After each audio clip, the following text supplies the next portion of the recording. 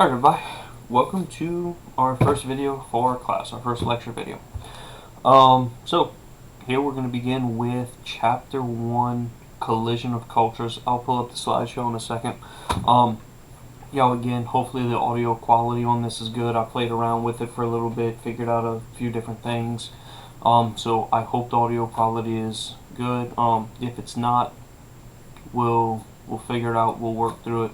Try to improve them throughout the rest of the semester. Okay. So let's jump right into it.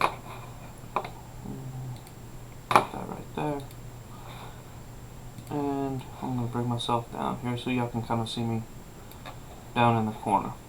Okay. So we'll go ahead and we'll leave it like that. So our first chapter, we're looking at the collision of cultures. Okay. Before we can get into, in essence, U.S. or American history, one of the first things we really need to look at is the place we're talking about and what's going on, right? The common America we think of today is this mixture of natives as well as a bunch of different European cultures that came in, as well as African cultures that are brought in, right? All of that mixing together. So we're going to talk about this collision of cultures. Okay. Now, what do you know about America before the Europeans arrived? Some of what you think about. Okay, as we kind of go through this, the first couple slides of this, what do you know about America before Europeans arrived? No matter which Europeans you're talking about, what do we know? Okay. Now, one of the things that you're probably going to think of is that eventually when Europeans started coming over, they started referring to it as the New World, right? Columbus and all the people after. They started referring to this as eventually as the New World. Not so much Columbus, but people after him called it the New World, right? So what are we getting? What are we seeing? What do we know about this New World? Okay. Well, the New World had many civilizations, some thousands of years old. Think of some of the big civilizations, right? The Mayas, the Incas, the Aztecs, right? But how did they get here? How did we get to a point of, like, you didn't just have these civilizations that just popped up overnight and poof, magically they have a civilization of thousands of people. So what happened? Okay, well, if I could get the right one, we see Beringia. Okay, so hopefully we'll see my mouse floating around here. Beringia was a land bridge about 12 to 15,000 years ago. Beringia was the land bridge between North America and Siberia. So we kind of have this tan Siberia, we have tan Alaska and Canada over here. That's land that we still have today. See all this green? That's water today, but about 12 to 15,000 years ago, that was all ice. It was all frozen. So what we would see, or it was maybe not frozen, it was landmass that is now today covered by exact water. So we have water here. This is now covered by water, but at the time, this was land that could be walked across, right? Land, ice combos, depending on where you're at, right? So we see those things happening. This allowed Asian nomads, people coming from over here in Siberia, this allowed Asian nomads to travel from Siberia across into Alaska, down into Canada, and eventually make their way all the way down into what is the modern day United States, and eventually South America. Okay. Now, these Asian nomads, they're nomadic. What's that mean? That means they're hunters and gatherers. They are people who are traveling with their food source. They are going where the food is, whether that's animals that they are hunting. If you hunt an animal, that animal will probably do what? Probably move. So you follow the animals. Or if you're picking food off of plants, like picking berries off of a bush, eventually you pick all the berries off of a bush, you have to move to find the next one, right? So these Asian nomads are traveling, they cross into Alaska, and again, someone as far south as, or someone as far as South America. Now, as the tribes traveled more, they began using, or as they traveled, more of them began using agriculture. Then they began settling down and creating permanent settlements. As people develop agriculture, agriculture is something that helps civilizations develop a settlement. They become more permanent, right? Instead of chasing food or following food, you're now growing the food in your location. So what you're seeing is that as agriculture came more into play, we start to see civilizations settle down more. Well, now that people have more time because they're not traveling to find their food, they're growing their food right there in their backyard or close to their home, they now have more time for what? They have more time for society, for culture, for civilization things. When you're not, I guess the analogy I would make that many of you would probably understand. When you're at school and then you have two part-time jobs, or you're a full-time worker and you still have part-time jobs, right? When you have a bunch of jobs, you don't have a lot of time for, you don't have a lot of free time to worry about the fun things or the different things that you could do in life. You're spending a lot of time working, just surviving, right? Well, as these people start to settle down, start to grow and develop agriculture, they have more free time, and that's where they start to develop civilizations. So less traveling lets them develop more intricate societies like politics and religions. Those things start to come about. Now, what we will eventually get is going to be three major cultures. Okay, three distinct cultures. Y'all, these are not tribes. Okay, these are not tribes. These are cultures. When we look at broad picture, when we look at like basically across North America, we see these three tribes that were, or excuse me, we see these three cultures that were dominant over many tribes, right? So, and I guess the way to think about it is, like you have the United States, then we have states, and even within our states, we have breakdowns of areas, right? So it's easy to see how South Louisiana, in essence, what a lot of people refer to as Cajun country, right? South Louisiana is distinctly different than if you go to North Louisiana. And even that's distinctly different than if you go to a place like Seattle, Washington, San Francisco, California, right? Distinctly different. But when you look at it, we are the American culture, but we can break it down and say, oh, we're the tribe of South Louisiana, right? So that kind of gives you this idea. We're looking at three major cultures here. In a little bit, we'll talk about three different types of tribes, but here we're looking at three major cultures, okay? All these cultures, all the tribes within it, again, there's going to be a bunch of different tribes, as you see on that note right there. When Europeans started arriving in the late 1400s, we're looking at about 240 different tribes in the modern day United States. But again, all of them would fit into one of those three main cultures. So before I get to that, let's take a look at what they are, okay? So first we have the Adena Hopewell. They flourished in the Ohio River Valley between 800 BC and 600 AD. So between 800 BC and 600 AD. Think the American Midwest, the Ohio River Valley. So again, think Ohio, Indiana, Illinois, Michigan. Think American Midwest, right? They were mound builders. They made some giant mounds that were shaped like snakes and birds, and ultimately they created a continent-wide trade network. Okay, so that's the Adena Hopewell. Then we look at the Mississippian. Okay, the Mississippian. They were in the southeast between 600 and 1500 AD. Okay, between 600 and 1500 AD. They had intensive agriculture. They did a lot of farming, a lot of heavy, very laborious agriculture. Think about what we see here in South Louisiana right now with sugarcane, y'all. Yeah, sugarcane is it's very involved, and also think about how much more involved it would have been before you had giant machines that we have today, such as our tractors, combines, harvesters, all those different things, right? So they used intensive agriculture, things like corn, beans, and squash. They all had a big trade network. They developed a highly stratified social structure. What I mean by that, y'all, they had a lot of ranks. The Mississippian very much had ranks. It had a class society, highly stratified. So it wasn't just like, okay, all of our people are basically equal. They had very highly stratified social structure. You had the rich, you had the rich and the elite. Then you had the next rank, and then the next rank, and then the next rank. A highly stratified social structure. They also used human torture and sacrifice for spiritual ceremonies. They built towns around central areas, but ultimately they fell prey to climate change and European diseases. Y'all, if they're very involved in agriculture, shifts in climate are going to affect that. Y'all, and I know there's a lot of modern day talk about climate change and different things like that.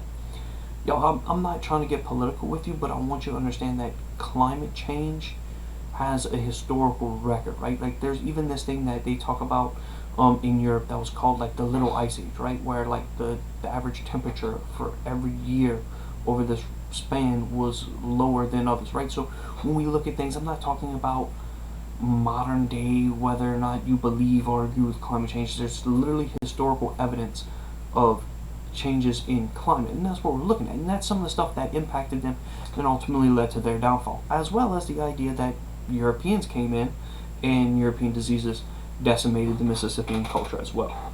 Our last one we're going to look at is the Hohokum Anasazi. They're in the southwest from 400 BC even to the modern era. They're still around. So again, we kind of see this when these cultures are dominant. The Adena Hopewell first, 800 BC to 600 AD. Then the Mississippian from 600 AD to 1500 AD. And now the Hohokum Anasazi is still prevalent out in the southwest. They used irrigation-based agriculture. They had no class structure, and they were not typically warriors. Only was necessary. They would, again, the Hohokum Anasazi largely try to avoid warrior-like situations. They weren't. It's not to say that they didn't fight when it was necessary, but they weren't a warrior type of culture by and large. Okay. So let's look at a couple things. And again, y'all, by the time Europeans arrive in America, in the regularly arrive in the Americas around 1500, there's about 240 different tribes within the United States. And again, that's looking at what's the modern day U.S. Okay. Now, let's talk about a couple of unique places that I want to mention. We have Cahokia. Cahokia is a city built by a mound building culture around 1200 AD near St. Louis, modern day St. Louis, right? Excuse me. So Cahokia is a city built by a mound building culture around 1200 AD. They had a large population of around 30 to 40,000 people, y'all. So you see this huge civilization. You can see how they have like the main heart of the city walled off right here, so that they could close it, protect themselves. You also have a river here to kind of protect, add as another fortification. They built all these different mounds. You can see mounds there, here, over here, right? These mounds served multiple purposes. They were religious sites. They were also lookout towers to see out, to act as protection, right? Act as a lookout. So they have a lot of different uses. But Cahokia is a city built by mound building culture around 1200 AD near St. Louis. Again, a large population of 30 to 40,000 people. Monk's Mound is about 100 feet high. This is what we're looking at here. Monk's Mound is going to be tall, about 100 feet high. Many people believe that the high priest lived at the top. Many people believe, if I can find my mouse again, that the high priest lived up here at the top. Cahokia had an extensive trade network within their community and the outside world. So what you're going to see is that a lot of people are going to trade with the city of Cahokia.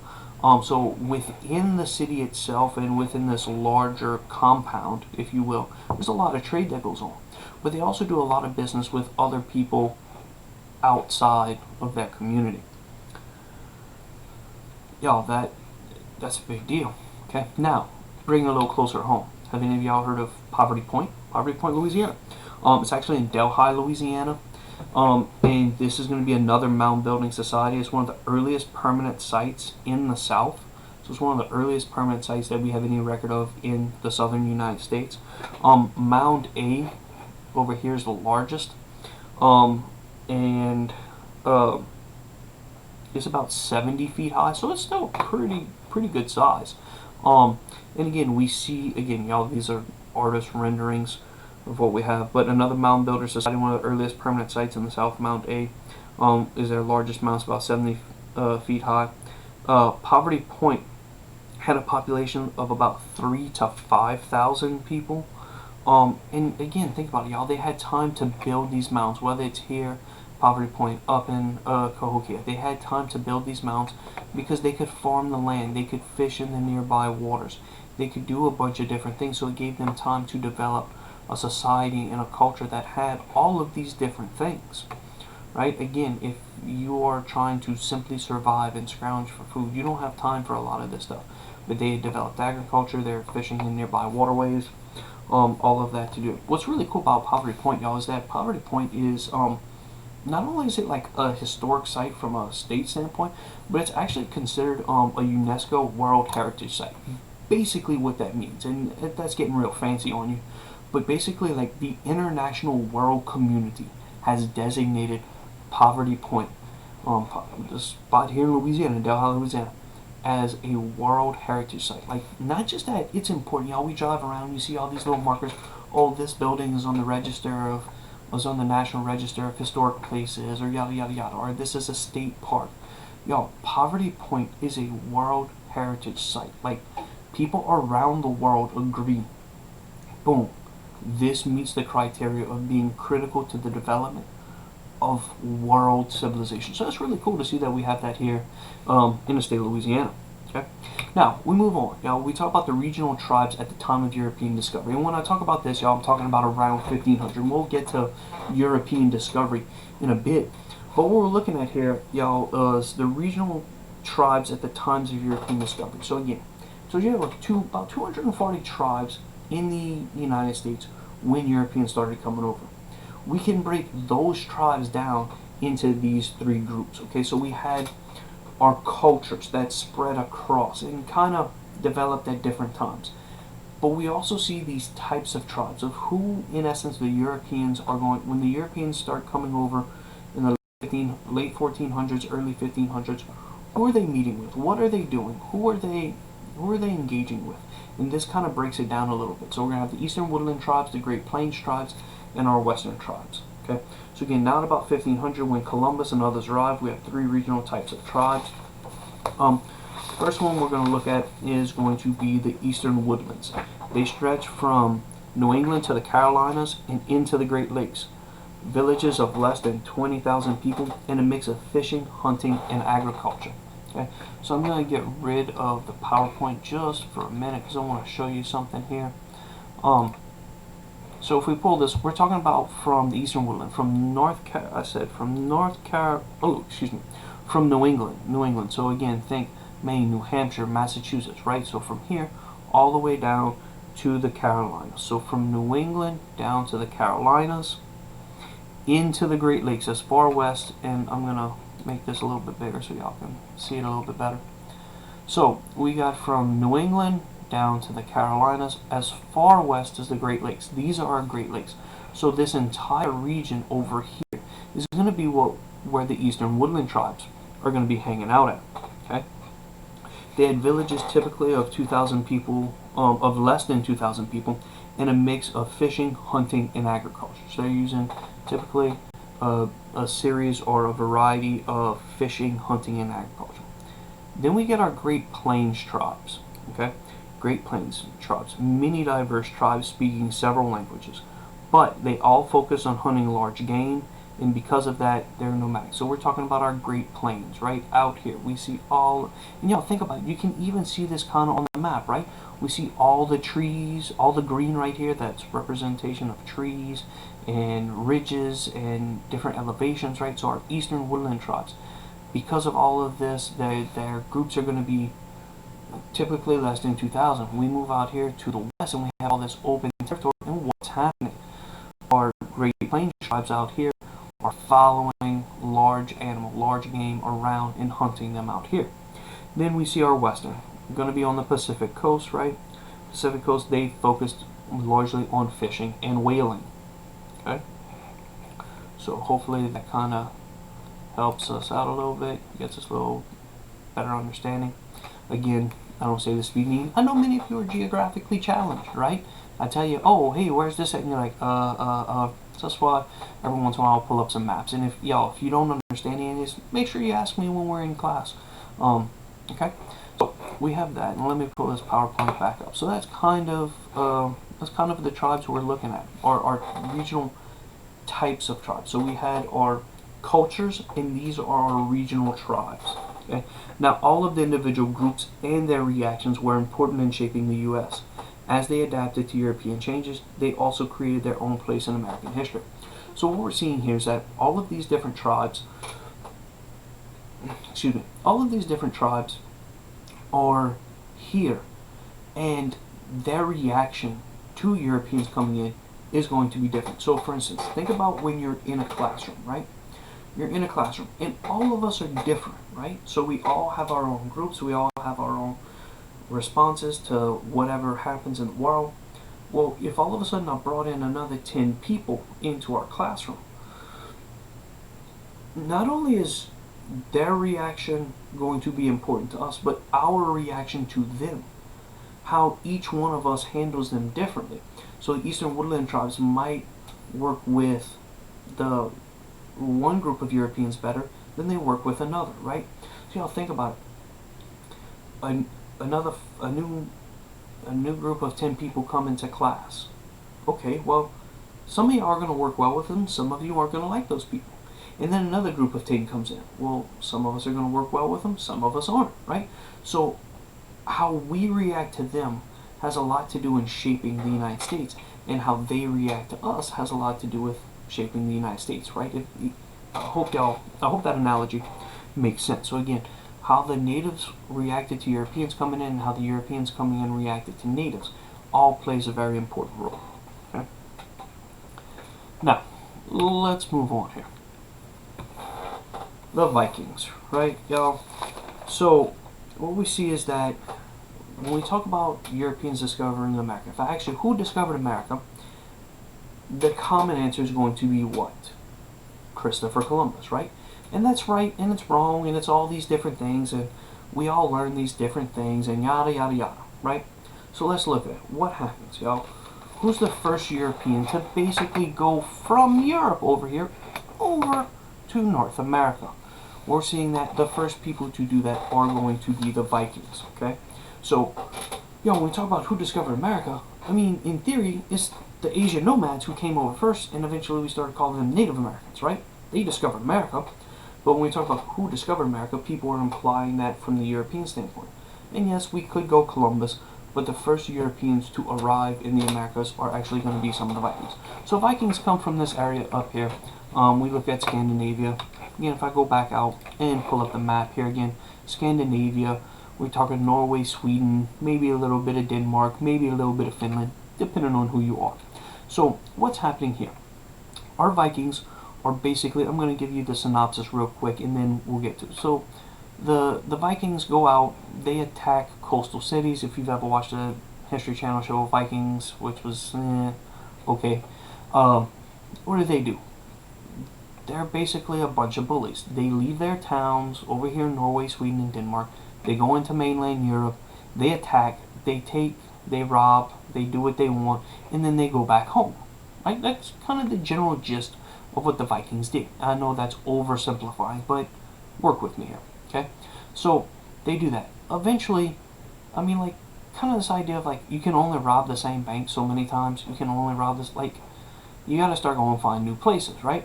So they eventually go out to Iceland. They eventually go out to Greenland. And eventually they're going to make it over here to the Americas. Maybe not the United States, but to the Americas in general. And then they're going to come back. Okay? So let's take a look at that. Let's go back to the PowerPoint and kind of give you an idea. So Scandinavia, again, Norway, Sweden, Finland, maybe a little bit of Denmark.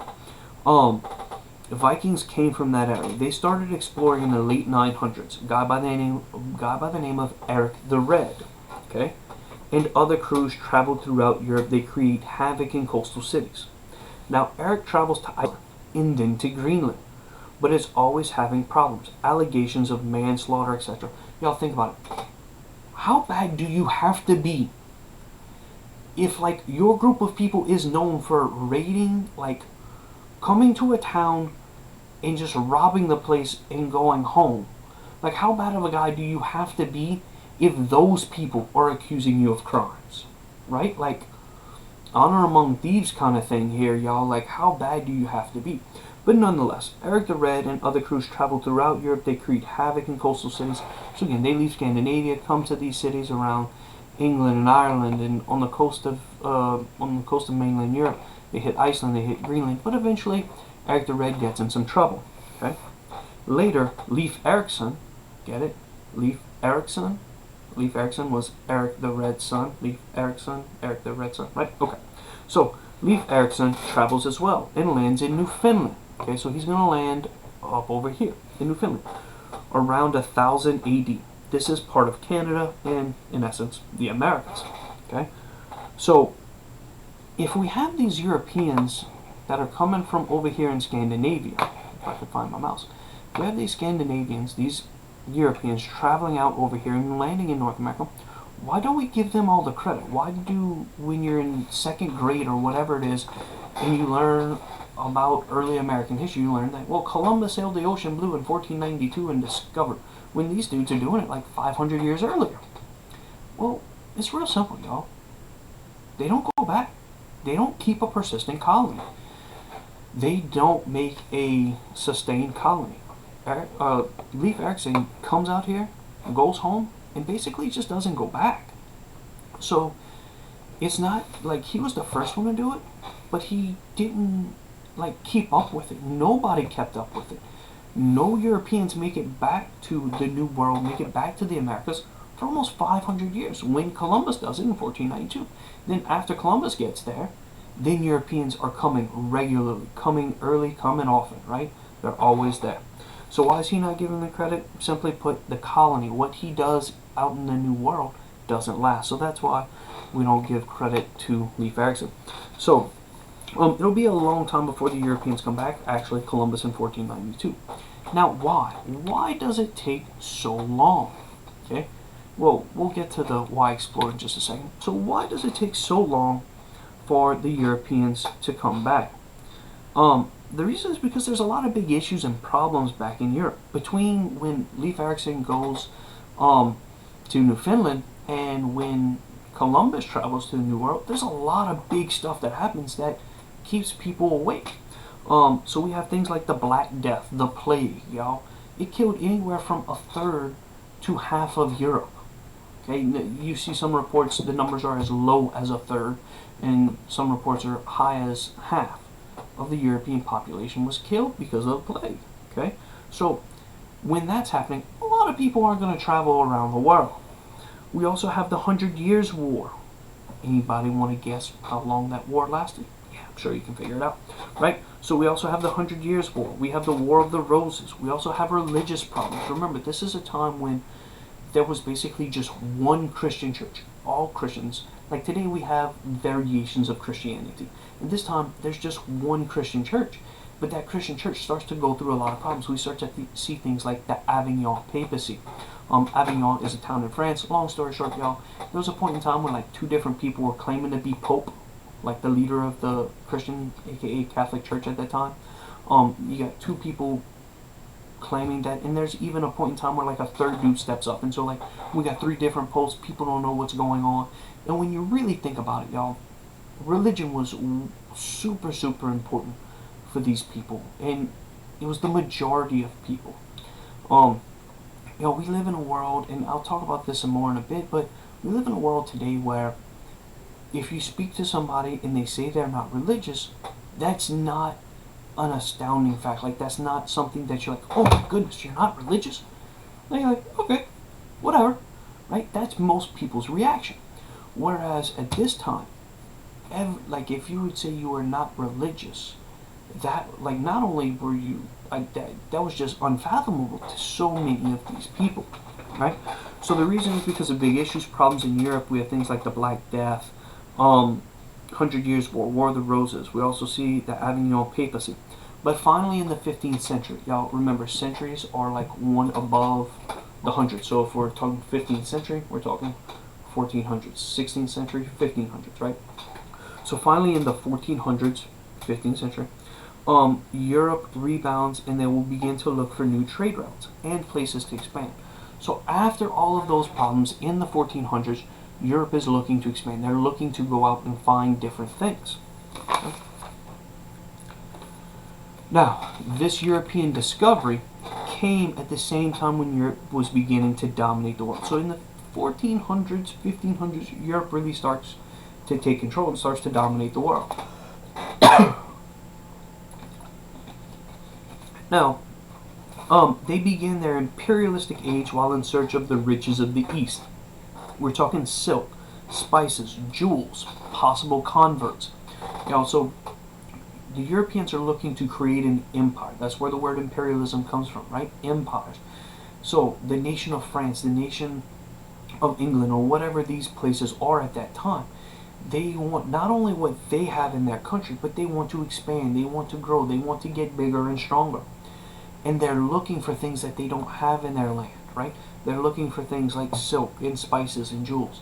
And the idea that some of the people they deal with in trying to acquire these things are religious, but not of the same religion.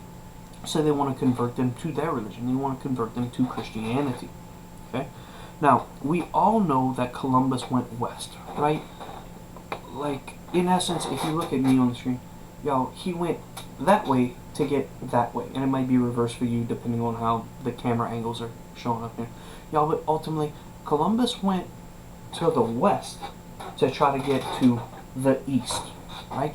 So Columbus went west. Why? Okay? So we all know Columbus went west, but why? The answer, a shorter route. Okay? Shorter than what? We all know Columbus went west. He went west for a shorter route. Shorter than what? Why go west? I'll show you some stuff in a second. But what we're seeing here is that there were already, by the time Columbus travels, we're starting to see some routes that people are taking to get to the east. Where ultimately is Columbus trying to get? If I go back to the map, Columbus is going to come out of here, Spain, Portugal, this region, right? Where is he trying to get? He's trying to get over here to India. Okay? So, he's trying to find a shorter route. So, shorter than what? Shorter than the land route, which would be known as what? The Silk Road. There were many problems. Think about it. If you had to travel overland from Spain to India, how many of y'all want to sign up for that summer trip, right? We're going to walk or ride horseback or ride on the back of donkeys from Spain all the way to India. How many of y'all signing up for that, right? Now, recognizing that most people didn't travel from one end all the way to the other. Like somebody might leave here in India, go here, and then another person will go from here to here, then from here to here. This person's going here, and kind of like leapfrogging, right? That most people aren't traveling the entire route, but who wants to make those journeys, right? So trying to find a shorter route than that, okay? But overland, that's our quickest route. What about by sea? Well, Portugal already had the sea routes down. So Portugal,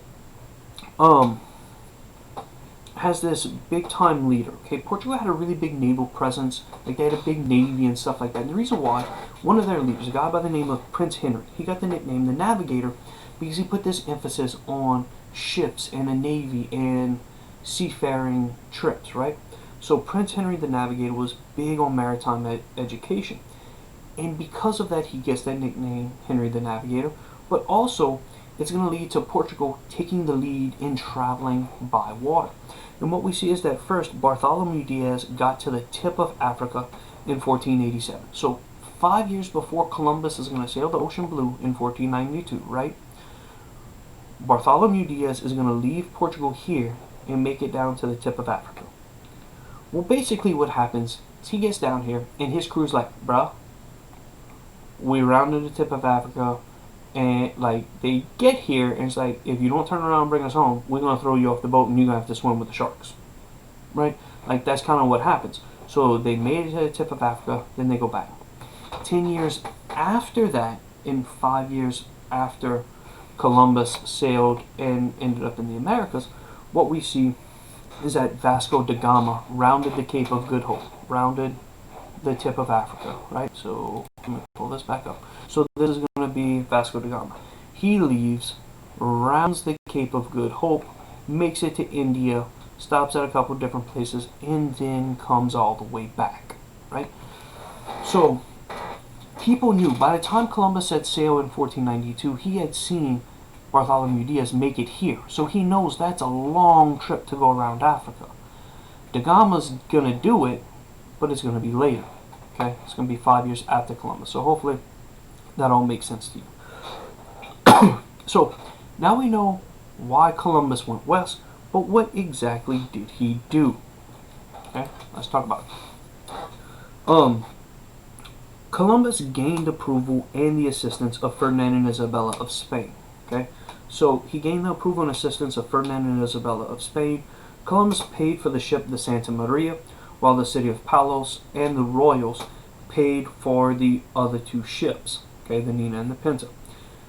He traveled, he left Spain and traveled west, trying to get to the Bahamas. Again, or excuse me, trying to get to India. Y'all, what we have to pay attention to is that, y'all, they just didn't recognize that this whole stuff ended up. Y'all, they didn't believe the world was flat. Let me pull this up for a second. I don't know how well it's going to come up, but I have a little globe, right? Y'all, understand this. People of this time, of the late 1400s, don't believe that the world is flat. They don't believe that. They just don't realize quite how big it is. Many of them did not know that North and South America even existed. So they still believe in a globe. They just are, if I could get this to show the right way, they just think the globe itself is smaller, right? Like they think it's smaller. They think that the ball is much smaller because North and South America aren't there. So in essence, Columbus is trying to go this way to get to India. He's trying to basically travel around. He thinks, well, this is a really long route. Maybe if I just go straight, I'll get here. Not realizing that this even existed. Okay? So, again, Columbus paid for the Santa Maria, the city of Palos and the Royals, paid for the Nina and the Pinta. He landed in the Bahamas. Okay? So he landed in the Bahamas. So he's first going to land up here in San Salvador. Again, so y'all, if you are geographically challenged, I'll go back to my other map. So we have the Bahamas over here, right? So we have modern day United States, Bahamas over here, Cuba, Puerto Rico, right? Caribbean Sea, Gulf of Mexico, all that good stuff. Okay. So he lands first here in the Bahamas in a place he named San Salvador, means blessed Savior. I can imagine after traveling across an ocean, seeing land, hey, you might get religious if you weren't before, right? So he calls it calls it San Salvador, translating to blessed Savior. And then he went on to Cuba, and Hispaniola. Hispaniola is the combined name we use for the island that contains Haiti and the Dominican Republic, right? So he went on to Cuba and then Hispaniola. All the while, y'all, he thought he was in the East Indies. All the while, he thought he landed close to India. Okay, so he thinks he's in the East Indies. Okay, so what is he naturally going to call the people? He's naturally going to call the people Indians. Okay, so no surprise on that. Now, he found the natives relatively easygoing and believed it would be easy to gain control of them. So again, he thought he was in the East Indies. He found the natives easygoing and thought it'd be easy to conquer them and gain control of them. He quickly returned to Europe with his good news. Hey, look, y'all, I made it. I made it across. I made it to India. Not realizing he really didn't, but he brought the good news back to Europe. He made 3 more voyages in 1493, 1498, and 1502. So again, y'all, this is his original one, this kind of purplish one. Then the others, which I think that's one of actually the most incredible things that, how often do you go someplace for the first time and then you don't know how to get back, right? Like, he sailed all the way across the ocean here, explored, went back home, and then did it 3 more times. So that's one of the things that I find kind of impressive. And yeah, they kept records. They had. It's not like he just got lost and stumbled upon this. I mean, he kind of did, but kind of didn't, right?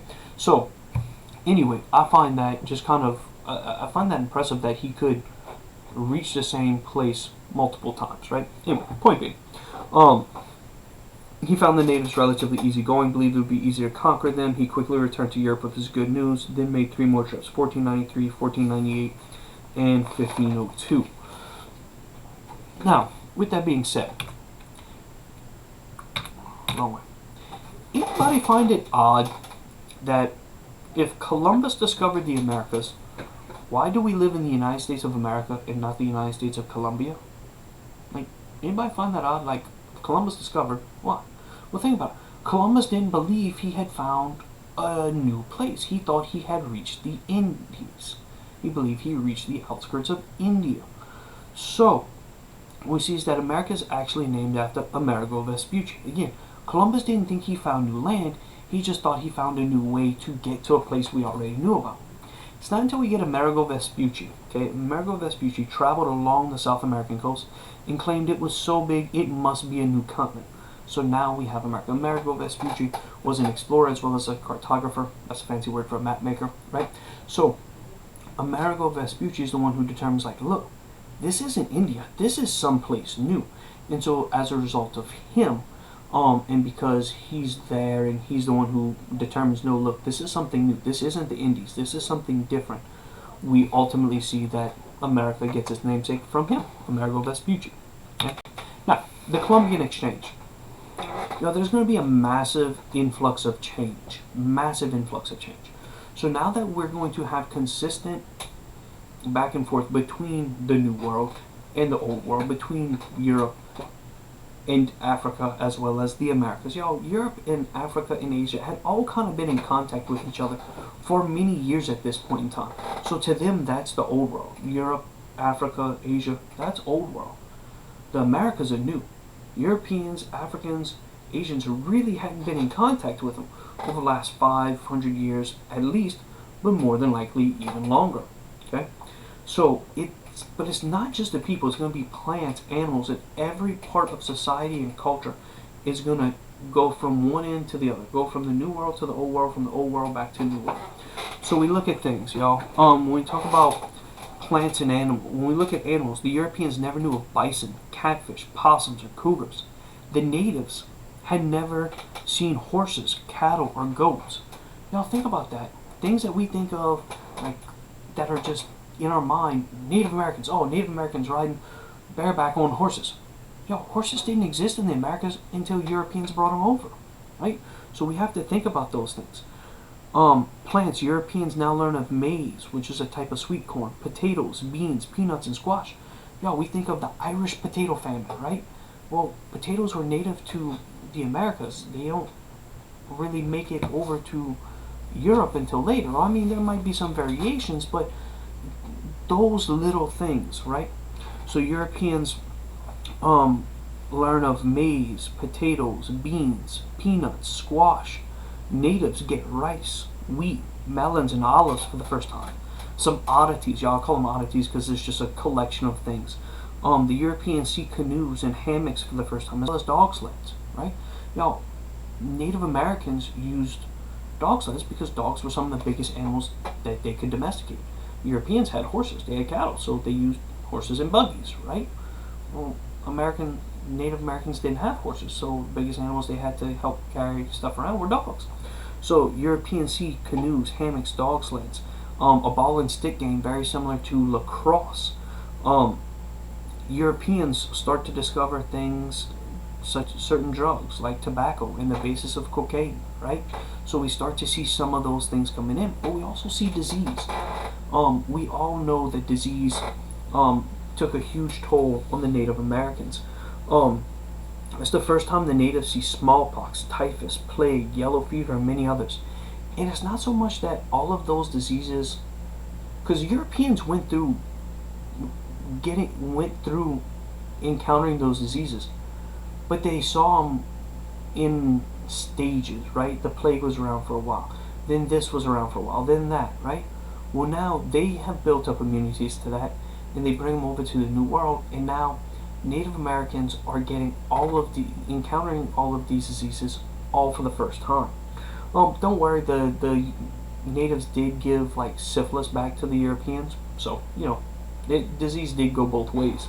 So again, natives, first time they get typhus, plague, yellow fever, smallpox, and others.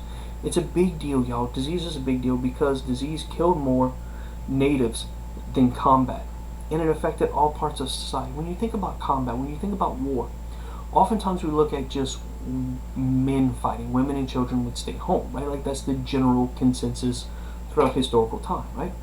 Well, disease impacts all. It impacts women, children, men, old, young. Disease is not selective like war sometimes can be. Okay, so it affected all parts of society, and because it spread with travel, it reduced the natives' ability to resist European intrusion. So even if the natives would have been able to fight back against the Europeans if they wanted to, they were already being decimated, not just from fighting with the Europeans, but from European diseases. Okay? So, that brings us to Spain's legacy. Okay? Spain had colonies in much of the United States and stayed here longer than any other colonial power. Okay? They had colonies in much of the United States and stayed here longer than any other colonial power. Therefore, they left a lasting impression on our nation. It stretches from Florida to California and even into the Midwest. Okay, stretches from Florida to California, even into the Midwest. Okay. Now, again, I can't stress this enough. The Spanish are going to be the European group that comes to America first and stays here the longest. So while we think of the United States gaining its independence from Great Britain, Spain's legacy is deeply rooted in the modern day United States and the Americas as a whole. Okay. Now, what we see is that I'm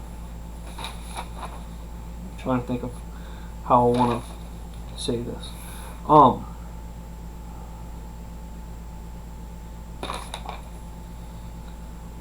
What were they coming to get? What were these people ultimately coming for? Let me pause just for a second here. Okay, so they're coming over largely for the three G's, right? Gold, glory, and God. When we talk about this, we're talking about the conquistadors, right? Or conquistadores. These Spanish explorers who are going to come over are going to be known as conquistadors. They're looking for the three G's, y'all. They're looking for gold. They're looking to get rich. They're looking for glory. They want to become famous, y'all. When Columbus went back home, this dude became a rock star. Like, he was the biggest deal in, like, we hear people joke about, I'm kind of a big deal. Like, Columbus was a big deal, right? And so people are looking for that glory. They're also looking for God. They're looking for they're looking to spread their religion out. So we see these conquistadors coming out from the three G's. Now again, y'all, God, they're looking to spread their religion and bring glory to their God by doing these great things. They're looking to bring glory to themselves. And the gold is not just physical, like not just literal gold, but anything that can bring them riches. So silk, spices, jewels, all of those different things. Conquistadors were looking for all of that. Okay? Now, again, the Spanish left a lasting impression because they stayed here the longest, and they just did a lot. Okay, so let me go back to this. Now let's talk about who these explorers are. Okay, first one I'm going to look at is going to be Balboa. You know, Balboa in 1513 he goes from Hispaniola to Panama and crosses land to see the Pacific Ocean. So he's going to be the first European to go across the America and see the Pacific Ocean, but by like from the American side, right? Like yes, we saw Vasco da Gama get into or go out towards like the Indian Ocean and stuff like that, travel that direction. But now we're seeing a European go to America, like travel across the Atlantic and then see the Pacific, right? So in 1513 he goes from Hispaniola to Panama, crosses land to see the Pacific. Now we get Ponce de Leon, also in 1513. He is the first to explore Florida while in search of the Fountain of Youth. Obviously he didn't find it because he's not here today, right? So Juan Ponce de Leon is the first to explore Florida while in search of the Fountain of Youth. He is the first Spaniard to step foot on the North American mainland. So Ponce de Leon, first Spaniard to step foot on the North American mainland. Now, that brings us to Hernan Cortez, y'all. Hernan Cortez, excuse me, had arguably the most dramatic Spanish conquest of the New World. Okay, Cortez landed in Mexico in 1519 and began his takeover of the Aztec Empire. Cortez marched his 800 men. Cortez had 800 men with him. He marched them 200 miles to the Aztec capital of Tenochtitlan, modern day Mexico City. Y'all, I know you probably don't know how to spell Tenochtitlan unless you're looking at that slide, right? So the Aztec capital was Tenochtitlan, basically modern day Mexico City. Okay, so and he took over despite being outnumbered 200,000 to 800, right? So he has 800 men. He marches them 200 miles and encounters the Aztecs, which have 200,000, and he conquers them. How on earth does he do that? Okay, first of all, he used his resources well, and he used the enemies of the Aztecs. Y'all, you don't get to be as big as the Aztecs were without making some enemies. right? So on his 200-mile march, anybody who was anti-Aztec, he got them to help him out, right? So he used his resources well, he used the enemies of the Aztecs to help him take power, and probably the most important thing is that he was welcomed into the city. The Aztecs believed Cortez was an ancient god by the name of Quetzalcoatl, a light skin. They believed, some at least believed, that Cortez was the reincarnation or the reappearing of one of their gods. Okay. Okay. So they believe, at least some of the Aztecs believe, that Cortez was God. Now think about this. You're like, well, how do they believe he's a god? Y'all, think about this. Some of these people had maybe never seen a horse before, right? Like the Europeans brought horses to the Americas. So it's possible some of these people had never seen a horse before. Then you have a man who doesn't look like them. Think about it. A person from, at this point in time, a person from Spain, a person born and raised in Spain, and a person born and raised in Mexico. Physically, you think they would have looked different? Like their skin color and tone, their hair, all that, their dress, right? So you have this light-skinned dude who's dressed completely different, riding on a horse, showing up to the Aztec capital, right? Like, what is this mythological creature that has 4 legs and 2 heads because the dude's riding on a horse, right? Like, what is this? So we think it's kind of crazy, but at the same time, you can also maybe kind of understand it. Even if they had seen horses or had encounters with Europeans in the past, it's still just kind of odd.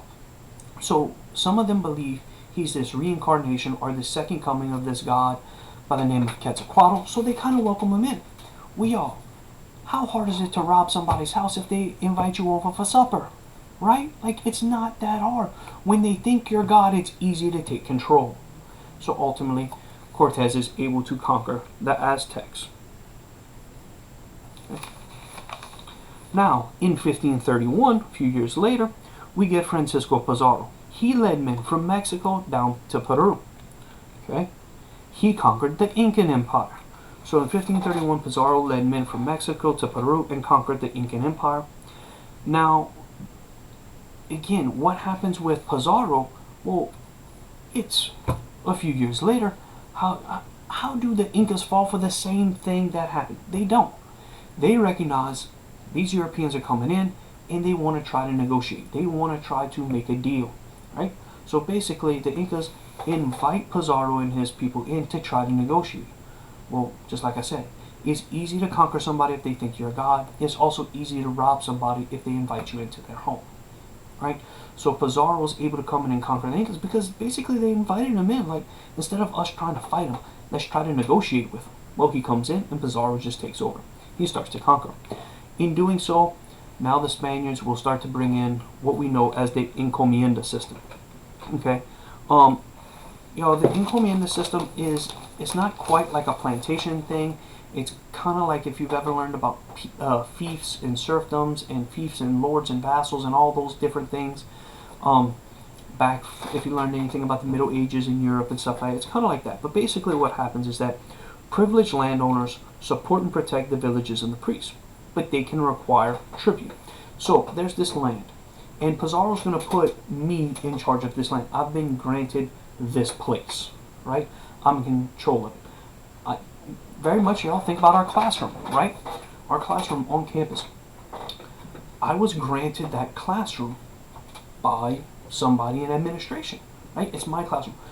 It's my job to protect that land and protect you, the people of that land. While you're sitting at the desk, I'm there to protect you. But it is also something to keep in mind that I can require things of you. For my efforts to ensure your safety, I'm going to require you give me certain things, tribute. That could be you work for me. That could be you give me part of your crop. You could simply pay me, right? I can require tribute, labor, goods, or money. Okay, so that tribute could be labor. It could be your goods. It could be your money. Now, by the mid-1500s, European diseases really start to impact the native population, and as early as 1503, African slaves begin to come in. Okay, why do they start bringing in African slaves as early as 1503? When we think about it, y'all, there's several different reasons. Number one, disease is really taking a toll on the native population. So why do they bring in Africans? Because, again, remember, Europe and Africa had been in constant contact throughout their existence. So Europeans have an immunity to African diseases. Africans have a immunity to European disease because they have been in constant contact for so long. Okay. Also, if you want to force somebody to work for you, do you want to force these natives who know the area and have an opportunity, have a better chance of escaping than one of these Africans that you bring over who don't know any area? Right? Think about it. I probably told y'all this a little bit in class before, but I was born and raised in a small town here in Louisiana. And if you try to come into my hometown and overtake it, what's going to happen? A bunch of me and my friends and people my age, what are we all going to do? We all going to go hide in the woods and in the swamps, and you ain't ever going to find us, right? If you think you're going to take us over, we're going to find ways to escape because we know the area better than you do. But if you took me and brought me to New York City and forced me to work, well, yeah, I'm probably going to be stuck there because I don't know the area. I don't know how to escape. I don't know where to escape to, right? So we see all of those different things. It's not just disease, but it's about the ability that the natives had a better shot at getting out of any sort of servitude than Africans who were brought into a new place. So keep that in mind. Now, there are people, while this sounds really horrible for the natives, and at times it was, I'm not shying away from that fact, there were some people who tried to help natives, and we see native representatives. Sometimes Catholic missionaries took a stand in support of the natives and the unfair and inhumane treatment they received. So sometimes we see Catholic missionaries, these Catholic priests who are going out and trying to convert the natives to become Christian. We see them sticking up, telling the conquistadors, no, this is wrong, you're doing the wrong thing. And these Catholic missionaries are sticking up for the natives. But still, many others, not the missionaries, but many others saw these natives simply as heathens that needed to be Christianized. Okay. Now, couple more people. Look at De Soto. In 1539, he begins to explore the southeast United States. He is the first to discover the Mississippi River. He dies during the trip and is buried in the river out of fear that the natives would defile his body. So his crew, he dies on the trip. His crew buries his body in the Mississippi River, and basically they're like, yeah, we're going to do that because if we bury him, the natives are going to find him and do all kinds of weird things to his body. That's what they believe. So they buried him at sea, so to speak. They buried him in the river. Then we see Coronado. In 1540, he explores, Coronado in 1540 explores from Mexico to Arizona and all the way up to Kansas. He was searching for cities of gold. He didn't find it, but he did find something else. Y'all think about it, again, geographically. If he went from Mexico up to Arizona, all the way up to Kansas, what do you think he discovered? Maybe you've heard of it. It's this little bitty old ditch called the Grand Canyon. Okay, so again, in 1540, Coronado explores from Mexico to Arizona, all the way up to Kansas. He was searching for cities of gold. He didn't find any of that, but he did discover the Grand Canyon. Y'all, and I don't know if you've ever been to the Grand Canyon. If you ever get a chance to go, I highly encourage you to do so. Okay, it's really, really cool. So again, Coronado explores in 1540, ultimately discovers the Grand Canyon, at least from a European perspective. Right? Now, finally, in 1565, St. Augustine is founded in Florida. It is the oldest European city in the United States. So it's the oldest city that was founded, in essence, by Europeans. Okay, so again, we saw cities like Cahokia, Poverty Point. All those places are older. But it's the oldest European city in the U.S. It was used as a docking base for Spanish ships, and it helped them avoid pirates. Again, think about that area. Y'all were talking about the Gulf of Mexico, Caribbean Sea, Pirates of the Caribbean movies, Johnny Depp, all that stuff. There's a reason why they made those movies, because that was a legit thing. Y'all, again, think about it. Pirates are a real big issue. It was part of the reason we saw people not want to go the Silk Road, right? When we talked about land exploration, did you want to travel that route? Not only did you want to travel it from a physical standpoint, what about the health standpoint of you getting sick traveling across that vast of a region? Or about people simply attacking you, right? That's another thing that these explorers had in common with people going across the Silk Road. It was, in essence, pirates, robbers, all these people who say, We don't need it. Y'all, I'll give you this example. If we were standing in, if I was, if we're all in our classroom together, and I said, look, there's gold in I'm sorry, it's not even that hall, it's the College of Science and Technology building. If there is gold over in the College of Science and Technology building, or y'all are college students, it'd probably be better with free pizza, right? I said there's free food over there. All of you are going to run over there. Well, what happens if I'm not fast enough to beat all of you there? What do?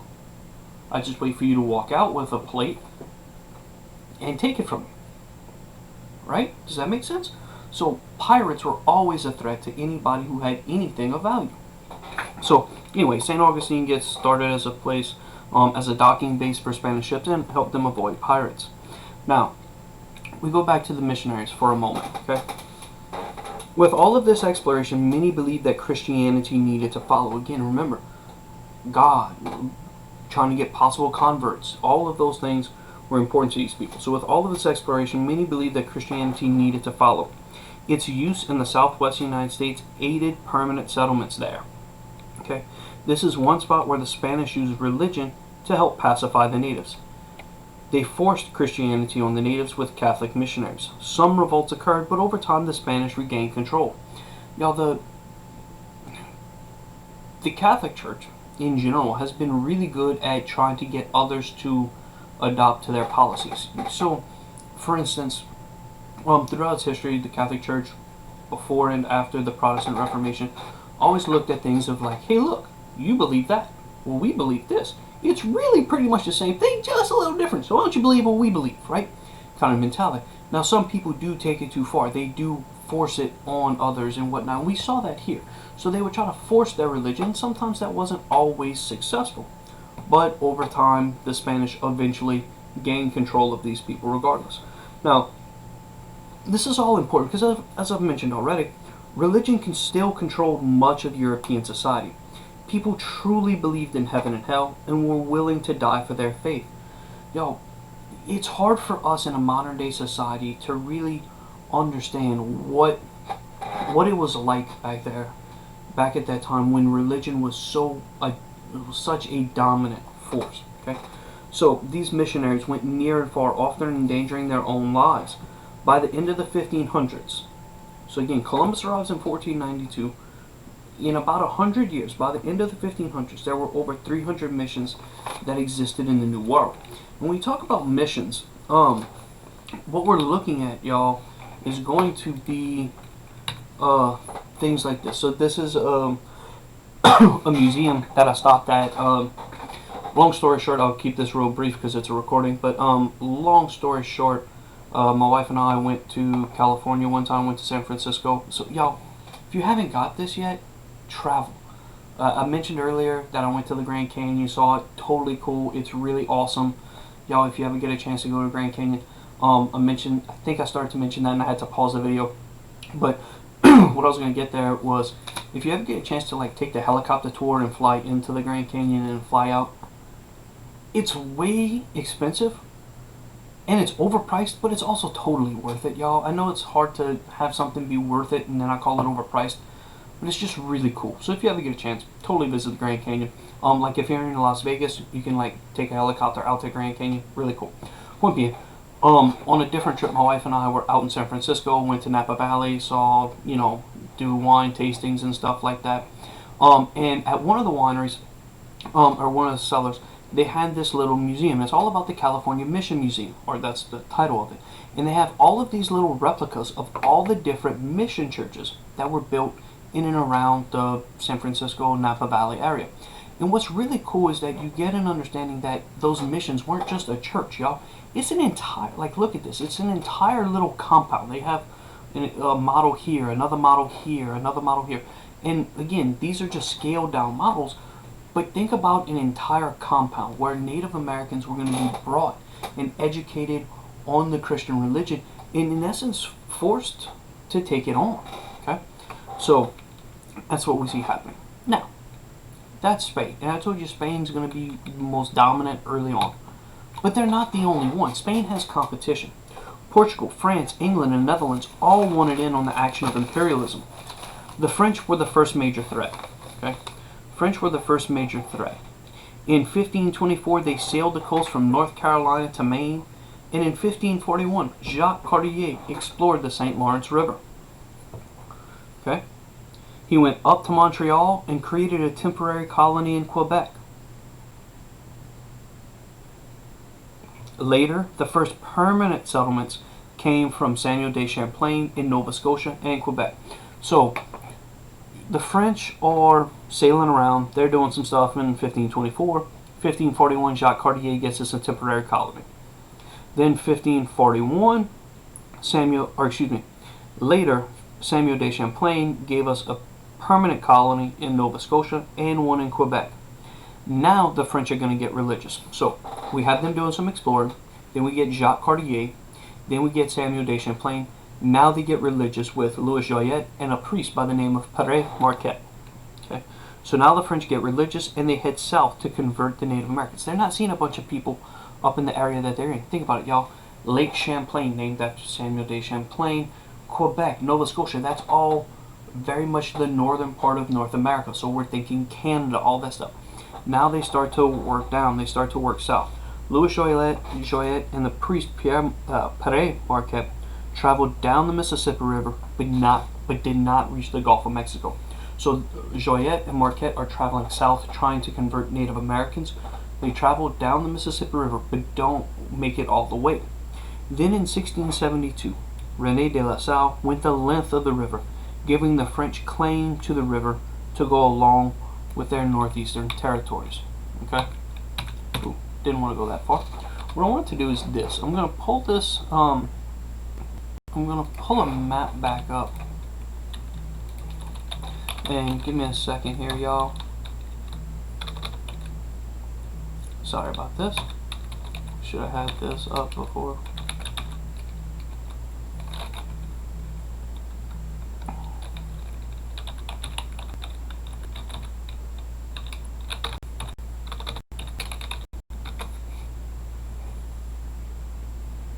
So what I'm pulling up right now, y'all, is an idea that when these people, when they claimed a river, they didn't claim just the river itself. They claimed everything that was connected to it. So the entire watershed. So just to kind of give you an example, y'all,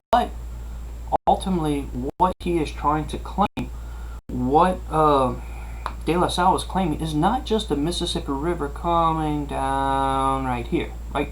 He's not just claiming that, he's claiming the entire watershed. So he's trying to claim this entire region, which is pretty incredible when you think about it. Whether other people respect it or not is a different story, but that's what they're claiming. Okay.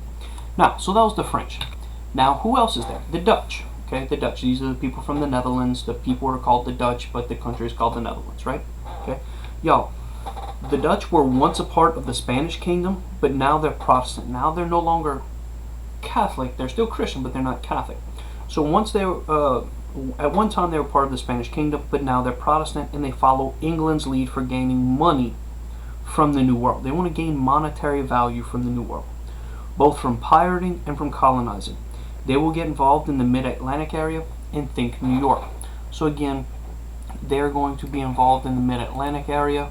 Think around, let me go in here a little bit so you can see it a little bit better. So Mid-Atlantic, and I know it sounds a little crazy, but we have New York, New Jersey, Pennsylvania. That's going to be our Mid-Atlantic. I know to us over here in South Louisiana, that's not the middle, that's up at the top. But when you think about the Atlantic Ocean, that's kind of in the middle of the Atlantic, right? So they're looking at that. Y'all, the simple thing I want you to understand about the Dutch, y'all, is the Dutch want money. They care about the paper, right? When we look at this, y'all, we're going to pay attention to a couple things, and I'll give you this example. Or I'll tell you more about it in a minute, but let me get to the British, okay? So the British will come to power at the end of the 1500s because they no longer see Spain as unbeatable. The Spanish Armada was demolished as it tried to attack England in the late 1580s. Much of the loss came from bad weather, but regardless, England seizes the chance to become a world power. Okay? So what we're going to see is, I want to kind of give you this ranking. So who are the groups that we are talking about? Who are the countries? We got Spain, right? Spain's the big dominant one. They come in and get involved. Portugal's there. Portugal's kind of getting involved, doing a little bit of thing. France is the first major threat. They start to do some stuff. They're getting involved up along the coast, and then they really get involved in Canada. Okay? Then we see the Netherlands. The Netherlands really want money. We also see the English coming in. So I want you to kind of keep a scale, y'all. When Spain came in, Spain wanted to control every aspect of the natives' life. They wanted to control everything. On the other end of the spectrum is going to be the Dutch. Y'all, the Dutch, the people from the Netherlands. They don't care about anything that happens as long as they're making money. They care about money, and that's it.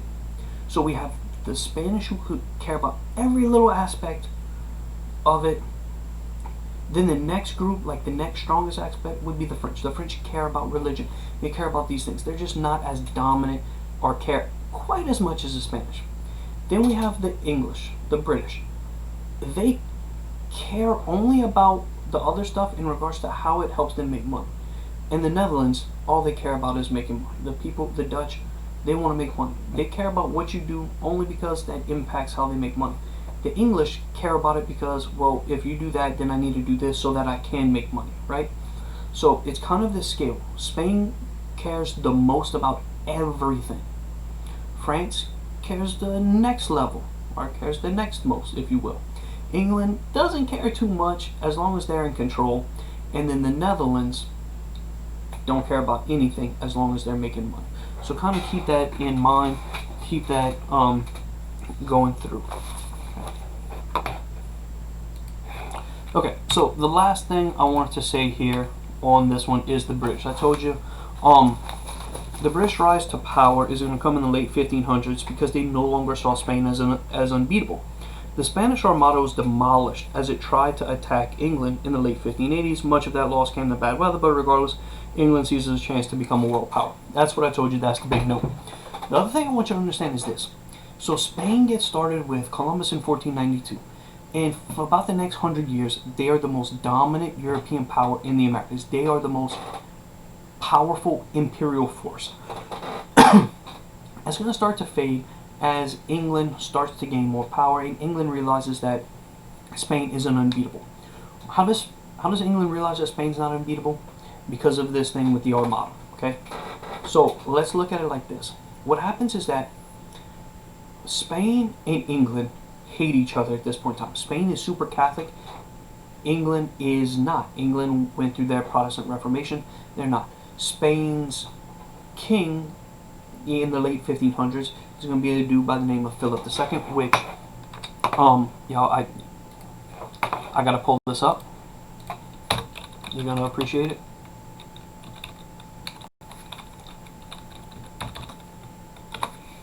I'll pull him up. You will see some pictures. Oh no, I need images. Philip II. Look at that man. He was a part of a family that was well known, well documented for their very elongated chins. And again, these are portraits, but nonetheless, dude had a big chin. Anyway, so that's not of super importance, but I was going to point it out. So what happens is, y'all, Philip II doesn't like the Queen of England. Okay.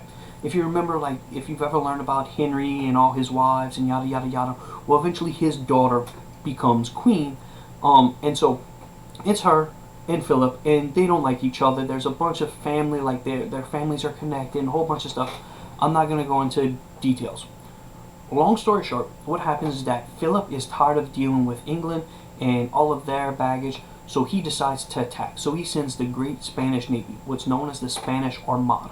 Great big huge fleet of these huge amazing ships to sail to England and attack and conquer England. Well, what happens is that right as they're about to get to England, first of all, England is surrounded, at least in part or on one side, by the North Sea, which is known around the world as having some of the roughest seas in the world. So really rough seas. There's like this freak hurricane level storm that comes through the region right as the Spanish Armada gets to England. So there's already rough seas. there is bad weather, and then the types of ships come in, and that becomes a problem. Okay, Spain had this giant armada. They had these really big, huge ships. Well, England uses a bunch of small ships. The example I always use is basically the Spanish had a bunch of 18-wheelers, and the English had a bunch of Honda Civics. Well, yeah, the 18-wheeler is super big and super powerful, but the Honda Civic can go weave in and out. Like, think Fast and the Furious, right? Like the very first movie, Fast and Furious, where the Honda Civics are kind of like going in and out. All of that stuff, right? And so what we see is that these small ships, combined with the rough seas and combined with the bad weather, led to the Spanish Armada being defeated.